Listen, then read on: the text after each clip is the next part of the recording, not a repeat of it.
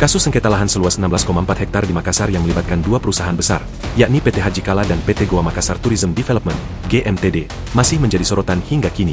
Wakil Presiden ke-10 dan ke-12 RI, Jusuf Kala, sebagai pemilik PT Haji Kala marah besar karena tanahnya itu hendak dieksekusi. Terbaru, seorang Jenderal TNI Bintang 2 viral di media sosial Instagram karena berada di lokasi lahan sengketa saat eksekusi oleh Pengadilan Negeri Makassar berlangsung. Pada salah satu foto yang beredar, anggota TNI itu tengah berbincang dengan pria lain. Ketika itu, ia tidak mengenakan seragam dinas. Kepala Dinas Penerangan Angkatan Darat, Kadis Penat, Kolonel Infantri Doni Pramono membenarkan bahwa Jenderal Bintang 2 tersebut berada di lokasi lahan sengketa saat proses eksekusi berlangsung. Dia adalah staf khusus Kepala Staf Angkatan Darat, KSAD, Mayor Jenderal TNI Ahmad Adipati Karnawijaya.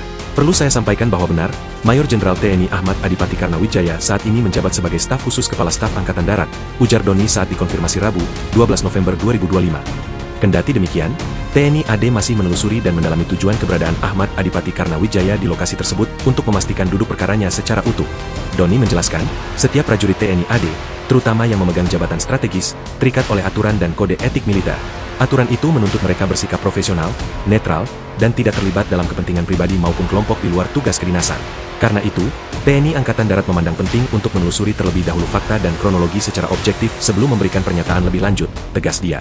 Doni meminta semua pihak menunggu hasil klarifikasi resmi, agar tidak terjadi kesalahpahaman yang menimbulkan persepsi keliru terhadap institusi TNI AD.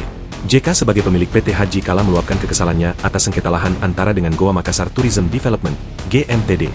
Ia menuding ada praktik mafia tanah dalam kasus tersebut. JK menilai, eksekusi lahan oleh Pengadilan Negeri, PN, Makassar yang dilakukan 2 hari sebelumnya tidak sah secara hukum. Pernyataan itu disampaikan langsung oleh JK saat meninjau lokasi sengketa di Jalan Metro Tanjung Bunga, Tamalate, Makassar, Rabu, 5 November 2025, pagi.